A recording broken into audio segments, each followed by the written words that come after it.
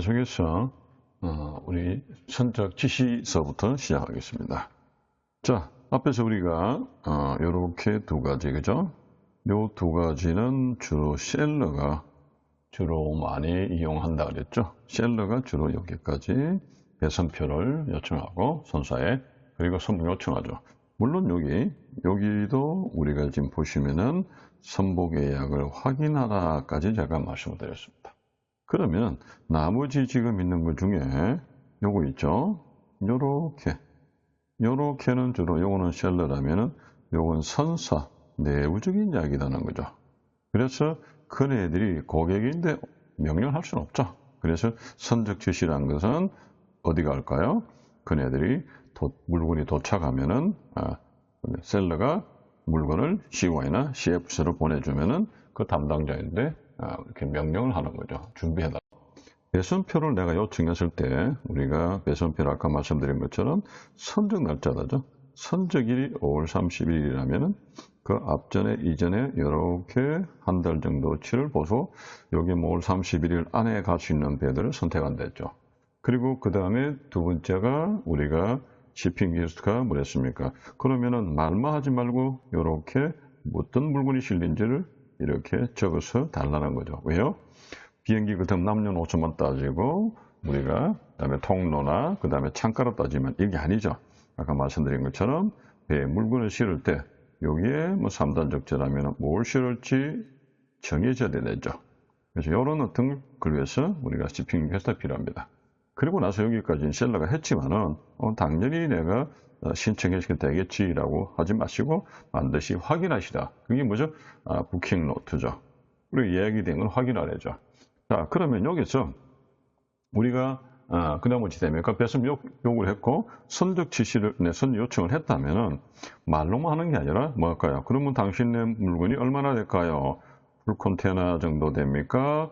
LCL 화물 정도 됩니까? 물어보겠죠. 그럼 우리 공장에 뭐가 들어올까요? 풀 컨테이너 그러면은 빈 컨테이너가 이렇게 들어오겠죠. 이렇게 들어와서 내가 여기에 물건을 적재해서 어디로 간다 그랬죠? CY로 갈 겁니다. 만약에 LCL 화물이면 우리 회사가 알아서 이렇게 트럭을 자체 트럭이든 용달차 불러든 이렇게 싣고 어디로 간다 했죠? CFS로 갑니다. 그럼 CFS에서 지난번 말씀드린 것처럼 이렇게 있죠? 각각의 유사한 물건들이 이렇게 한 컨테이너를 채워서 어디로 가요? CY로 간다 했죠. 자, 이럴 때 이렇게 하고 나니까 어찌 됩니까? 우리 물건들이 지금 수출차 한 물이 도착했죠. 어디 도착했습니까? CY와 CFS 도착했습니다. 그래서 우리가 뭡니까? CY 담당자야, 그죠? CFS 담당자야. 요 수출차 한 물이 도착했거든. 여기에 대해서 선적을 준비해 줄래라고 하는 게 shipping 리퀘스트입니다. shipping 오더입니다. 선적 지시라는 겁니다. 그럼 그 중에 하나는 어찌 될까요? 우리가 CFS 왔다죠? CFS 온 거면 어떻게 되느냐 한번 봅시다. CFS 왔다. 그러면은 우리 화물이 지금 CFS라는 건 이런 거죠. 이렇게 이야기를 한다면은 배가 이렇게 있습니다. 이렇게 여기가 이제 상대 수입지 항구라 생각하시고요. 자, 그러면 여기 이렇게 우리가 말씀을 드렸잖아요. 우리 공장에 있다면은 인코 탐지할 때. 그럼 여기가 CY고 CFS는 바깥에 있댔죠.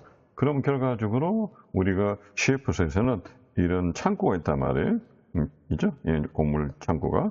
여기서 뭐 할까요? 내가 트럭을 싣고 회사에서 왔잖아요. 그러면 트럭이 이렇게 싣고 올 때 물건을 우리 선적자가 셀러가 뭐라고 줬느냐면 이 물건 안에는 뭐라 되어 있을까요?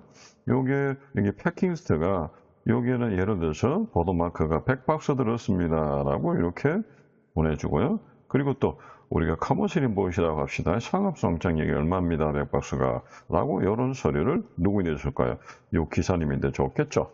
그럼 요걸 누구에게 줘요? 요게 지금 내가 풀 컨테이너 아니기 때문에 누구에게 줍니까? CFS 직원에 주겠죠. 그죠?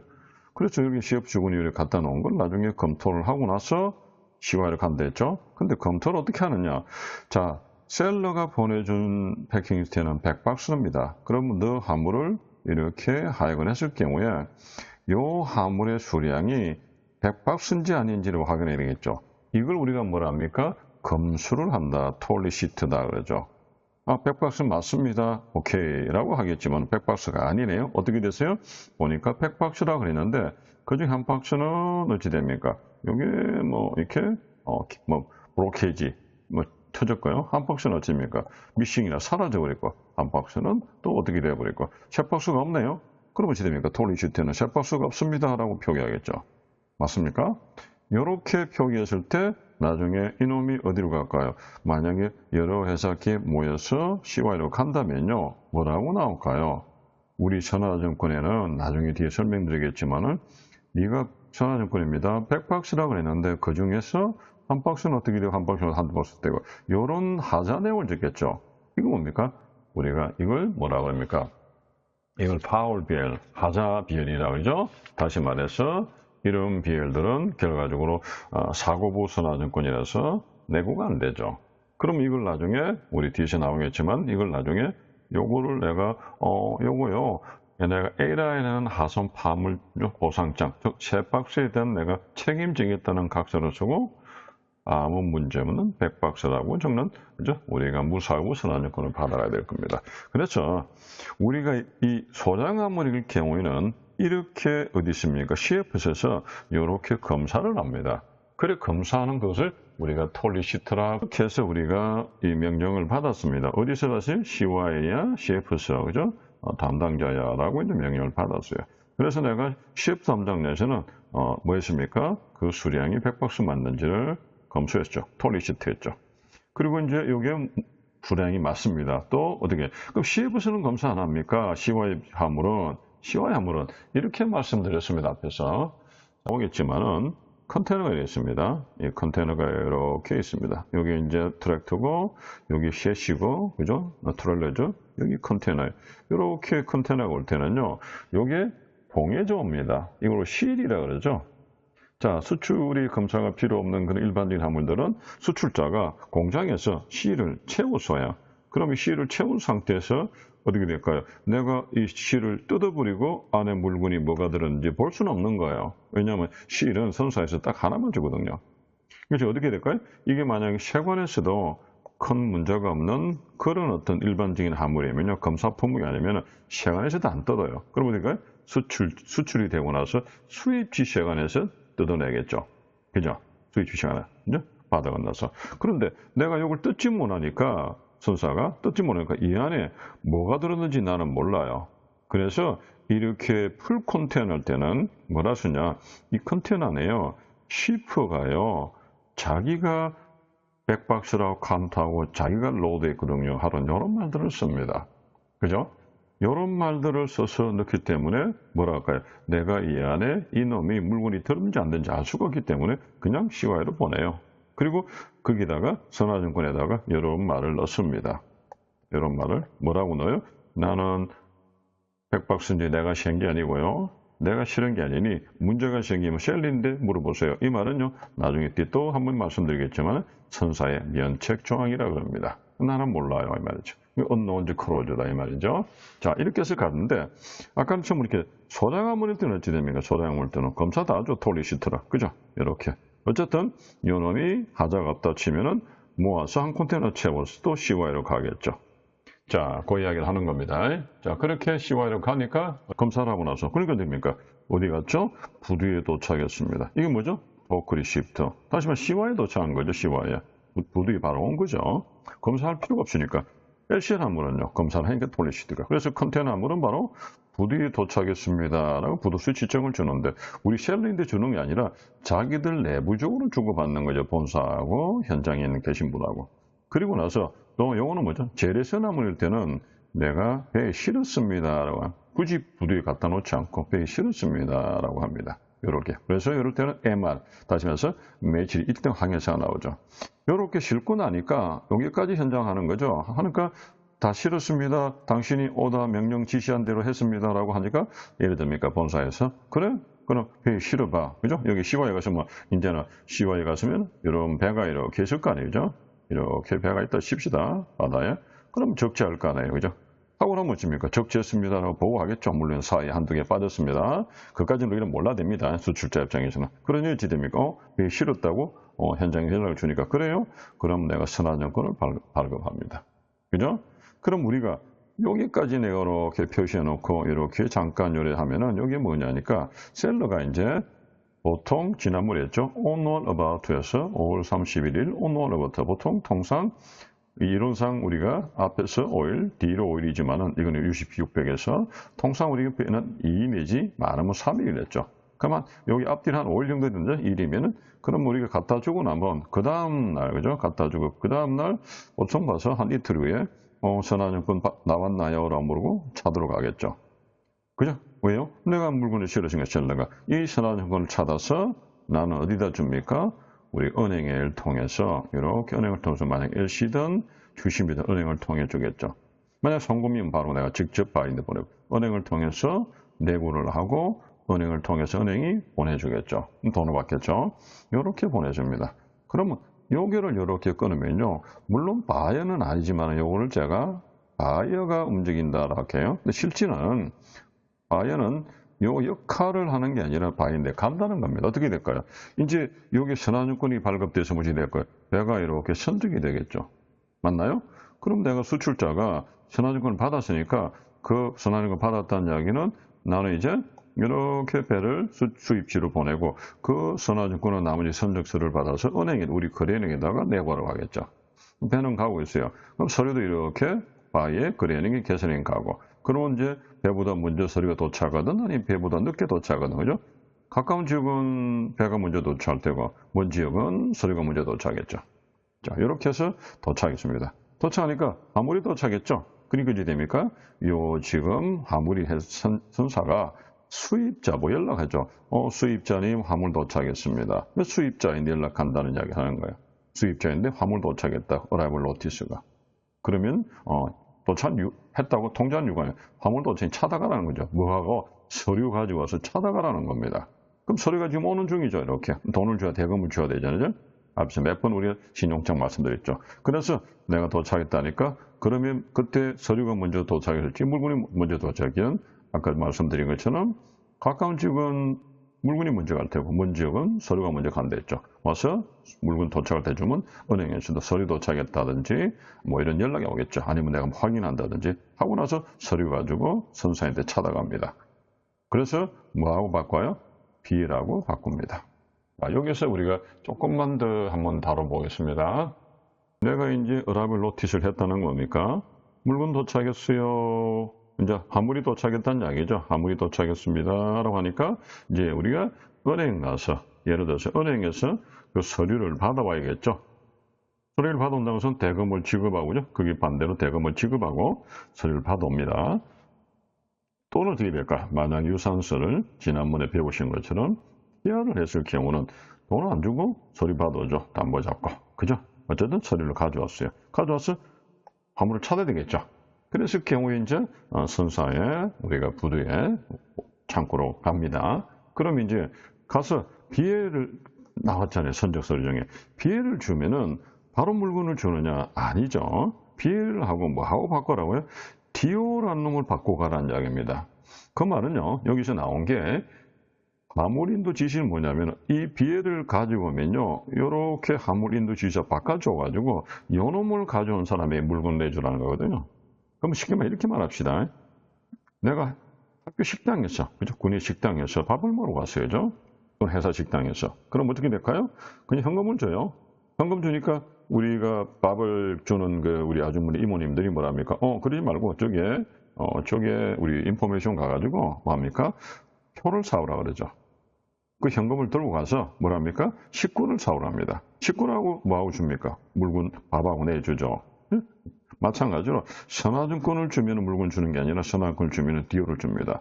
선화증권은 왜 먼저 봐야 될까요? 뒤에서 나오겠지만 두 가지가 있겠죠. 선사 입장이 가장 중요한 뭡니까?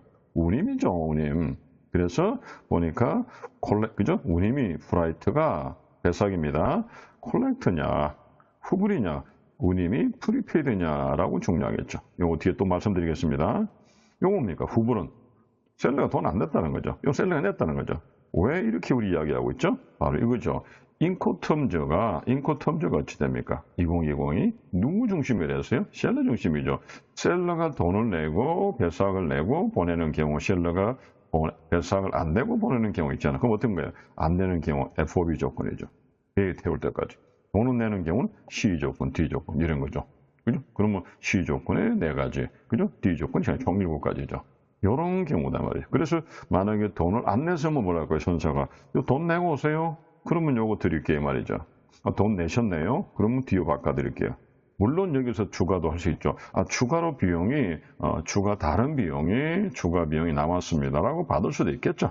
어쨌든 요건 이따 치고요. 그런데 어쨌든 내가 운임비가 중요하지는 프라이트가 안 냈네요. 그러면 저희가 이거를 끊어드릴 테니까 이걸 은행 가서 납부하시고 오세요. 그죠? 안 내셨네요. 그러면 제가 디오로 바꿔드릴게요. 그래서 첫 번째 선화증권을 받는 물건을 주는 게 아니라 돈을 내야 주는 거잖아요. 그리고 나서 요거하고 뭘 바꾼다? 디오 바꾼다는 거죠. 그러면 디오를 가져가면은 주겠죠. 자, 근데 여기서 하나만 더 갑니다. 디오를 주면 무조건 주느냐? 안 되죠. 선사는 디오 주면 주고 싶은데 우리는 뭐 했습니까? 수입 통관 안 했잖아요. 그죠? 통관 안 했는 물건을 어떻게 내줘요? 그러면 내가 선사가 책임져. 그래서 통관을 했다는 것은 뭡니까? 통관 필증을 가져가야 되죠. 통관 필증을.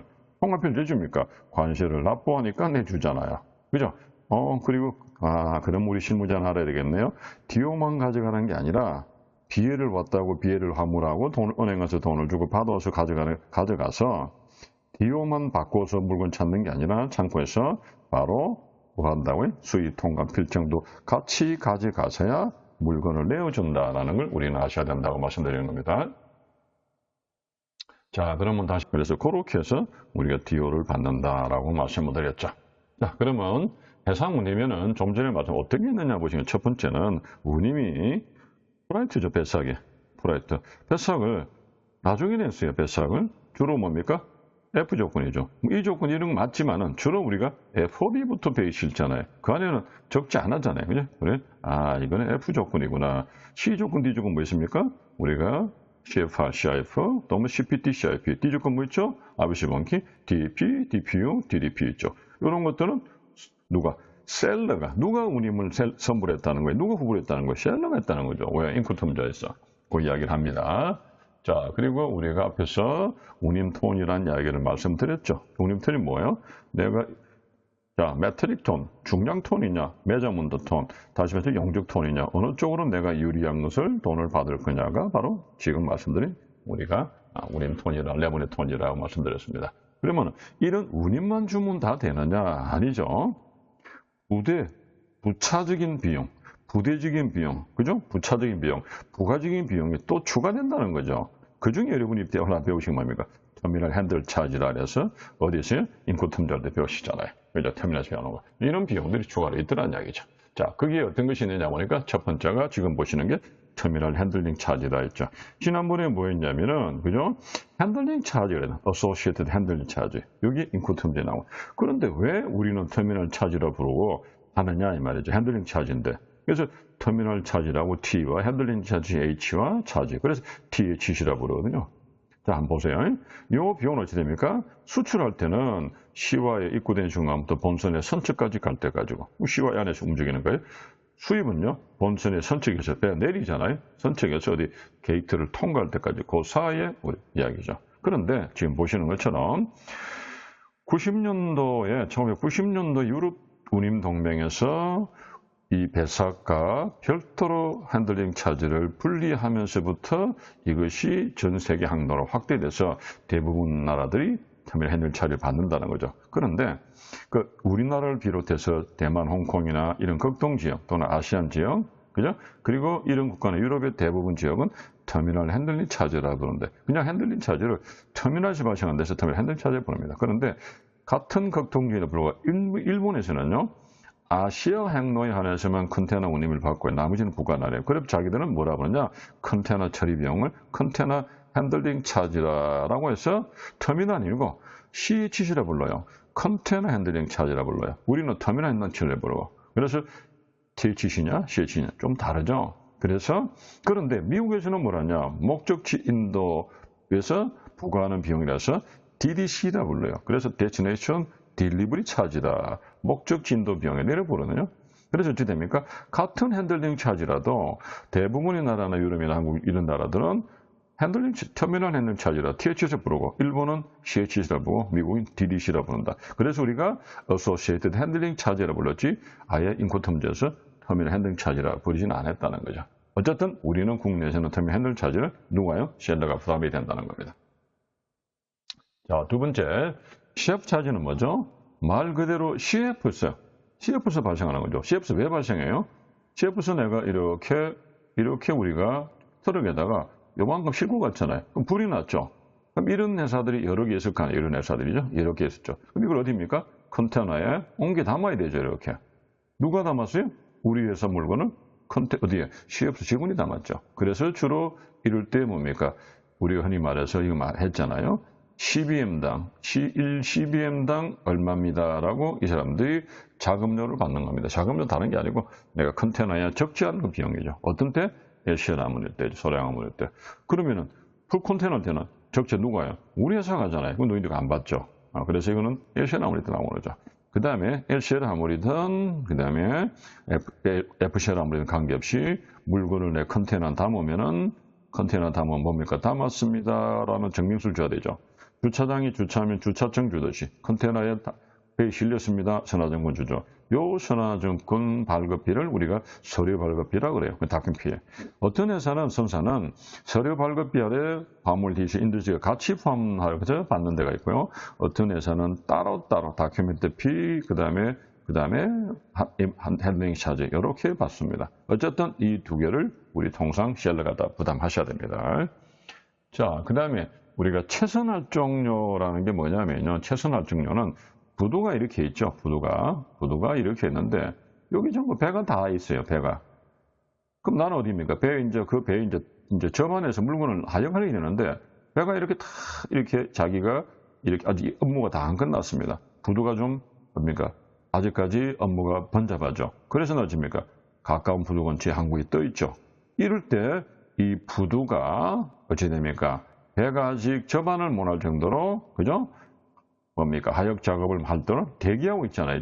그 대기하는 시간 동안 내가 받는 게 부두가 복잡할 때 최선활정료입니다. 그래서 포트 설차지, 그죠? 라고 말하면 포트 컨젠션 설차지라고 부릅니다. 자, 특이한 거죠. 자, 그 다음에 우리가 또 보시는 게 통활증료와 유리활증료 있다. 통활증료는 뭐냐면 통상적으로 우리가 컨테너를 이게 컨테너다 칩시다. 컨테너를 이렇게 한 컨테너 실고 가면요.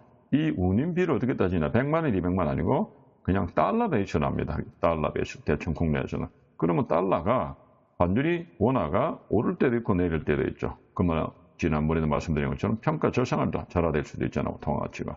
그럼 나는 1,000원이나 계산했는데 갑자기 950원 떨어져 버렸어요. 그러면 내가 950원 받고 있으면은 선사가 바꾸면은 손해나죠. 그럴 때 통화 할증료를 받습니다. 다시 말해서 운임 표시 통화, 즉 뭡니까? 달러 가치가 하락하면 그 손실을 보상받고자 하는 게 통화 가치. 그래서 카렌시 어드저트먼트 팩터라죠. 카렌시가 지금 쓰고 있는 통화를 말하죠. 자, 유리 할증료는 뭐냐면요. 선박의 주 연료가 주로 벙커쇼를 많이 했어요. 지금 이제 우리가 이런 유황이라든지 이런 때문에 친환경 배를 만들 때 LNG선을 많이 만든다든지 이 두 가지를 같이 쓰고 있는 하이브리드를 만드는 그런 경향이 있죠. 어쨌든 벙커쇼가 가장 저렴하게 더 많이 씁니다. 아니면 유황이 많겠죠. 그죠? 그래서 이런 것들이 어쨌든 기름이에요. 기름값이 지금 자꾸 상승하는 추세예요. 그럼 어찌 됩니까? 내가 기름값이 1배럴당 150달러로 계산하고 나는 화물비를 다시 컨테너비를 받았는데 이게 한 70달러 되었어요. 그럼 어찌 될까요? 올랐죠. 차이가 났죠. 그 차익만큼이 돼서 기름값이 올랐잖아요. 그럼 그 차익만큼이 돼서 기름값 올랐다고 받는 게 벙커쇼죠. 벙커쇼. 기름값 올랐으니까 조금 그런 요인을 조금 인정해 주세요. 그게 뭡니까? 벙커 어드저트먼트 팩터라고 합니다. 그런데 기름값이 50달러 했는데 갑자기 한 달도 채 안 돼서 100달러로 올랐어요. 이런 경우 정말 몇 년 전에 있었죠. 갑자기 오르는 거. 이럴 때는 너무 갑작스러우니까 유리할증료라고 해서 조금 받는 게 아니라 뭐라고 써놨어요? 긴급 유리할증료, EBS입니다. 긴급 유리할증료. 그죠? 너무 한꺼번에 많이 올랐어요. 그래서 이럴 때는 유리할증료 바프를 받는 게 아니라 EBS를 받습니다. 그럼 하나 조심할 게 있어요. EBS를 받든 바프를 받든 둘 중에 하나만 받아야 되는데 바프도 있고 EBS도 있다. 그럼 계산 잘못한 거죠. 우리 좀 그거 좀 확인하시고 하셔야 됩니다. 자, 그 다음에 지체료가 뭐냐 하면은 지체료가 컨테이너를 내가 이제 우리가 뭡니까? 국내에 컨테이너가 들어왔어요. 이제 수입지에 들어왔는데 컨테이너를 내가 뭡니까? 구매자가 수입자가 안 가져가는 거죠. 왜? 우리 여기 그 컨테이너 갖다 놔 분들, 우리 회사 갖다 놔 분들 아직 그 화물을 부릴 만큼 여유가 없으니까. 그래서 어딥니까? 시가에 그냥 컨테이너가 남아 있는 거죠. 보통 한 일주일 정도 시간을 줍니다. 일주일 정도는 시간을 줘요. 그 안에는 가져가려면. 근데 그러는 우리 프리타임 사용 기간을 총화해서 한 열흘 보름 가버렸다. 그러면 시됩니까? 야, 컨테이너 네가 늦게 가져갔네? 지체료 내놔라. 그게 디텐션 차지입니다. 이런 게 있습니다. 지체요금이. 그 다음에 화물 입항료는 이제 누가 받느냐면은 정부 이제 정부 기관이죠. 지방자치단체가 부산시에 부산항에 들어올 때 화물 입항료를 뭐 20비트 톤당, 20비트당 얼마다 이렇게 받겠죠. 이런 게 화물 입항료 워페이지라는 게 있습니다. 자, 이렇게 우리가 기타 비용이 있고요.